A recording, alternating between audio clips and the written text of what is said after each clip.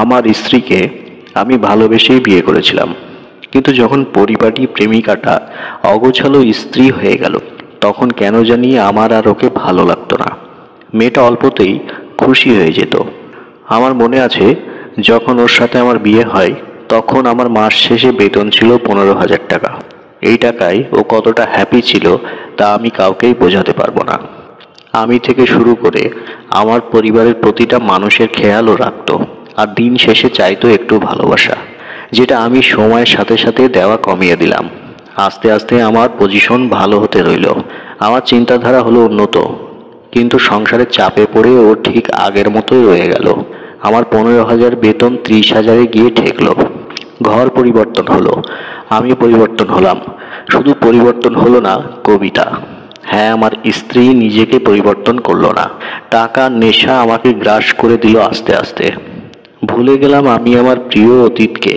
সুখ পেয়ে ভুলে গেলাম দুঃখের দিনে পাশে থাকা মানুষগুলোকে। সারাদিন খাটাখাটনি করে খাবার টেবিলে যখন কবিতা অপেক্ষা করত, আমি বলতাম যত সব আদিক্ষেতা।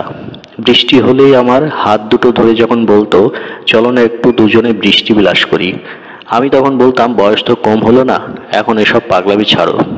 মাঝরাতে যখন পিরিয়ডের ব্যথায় কুঁকড়ে উঠত, আমি নাক সিটকে পাশের রুমে ঘুমাতে চলে যেতাম। দিনের পর দিন তার ভালোবাসা বেড়েছিল আমার প্রতি, আর আমার অবহেলা। একটা সময় পর আমার পরিবারও ওকে অবহেলা করতে শুরু করলো। যার হাতের রান্না সবাই তৃপ্তি নিয়ে খেত, এখন নাকি তার রান্না ভালো হয় না। যে ওষুধ না দিয়ে আমার বাবার ওষুধ খাওয়ার কথা মনে থাকতো না, আজকাল নাকি সে ভুল ওষুধ দিয়ে আমার বাবাকে মেরে ফেলার প্ল্যান করছে। একটা সময় আমাদের বাড়িতে থাকার মতো কোনো সম্বল খুঁজে পেল না কবিতা, তাই সরাসরি বলেই দিলাম আমি তোমায় ডিভোর্স দিতে চাই। সে সেদিন খুব অবাক নয়নে চেয়েছিল, কোনো প্রতিবাদ করেনি।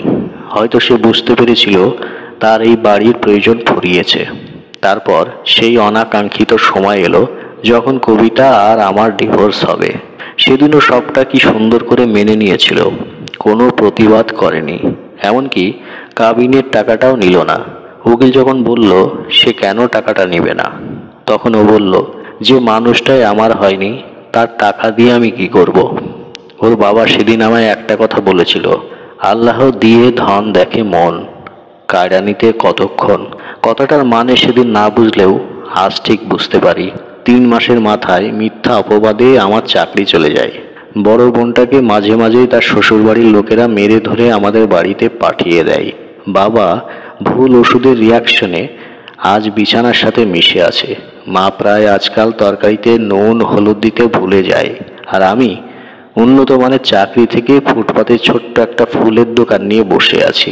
আজ ওই কথাটার মানে বুঝলাম, দিয়ে ধন দেখে মন, কায়রা নিতে কতক্ষণ।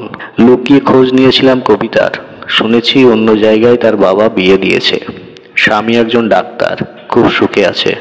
খুব ভালো ভাগ্য সেই মানুষটার যার সাথে কবিতার বিয়ে হয়েছে। গেছে মাসে নাকি তাদের একটা মেয়েও হয়েছে। সে সুখের আশা করেনি, তাই তার এত সুখ। আর আমি সুখের আশা করে মানুষকে অমানুষ ভেবেছি, তাই আজ আমার এই পরিস্থিতি। তাই তো বলে শেষ হাসিটা তারাই হাসে যারা নিজেকে নয় অন্যকে ভালোবাসে। তো গল্পটার মাঝে আমরা একটা কথাই বুঝলাম, সবাই টাকায় সুখ খোঁজে না, প্রিয় মানুষটার মাঝে সুখ খোঁজে।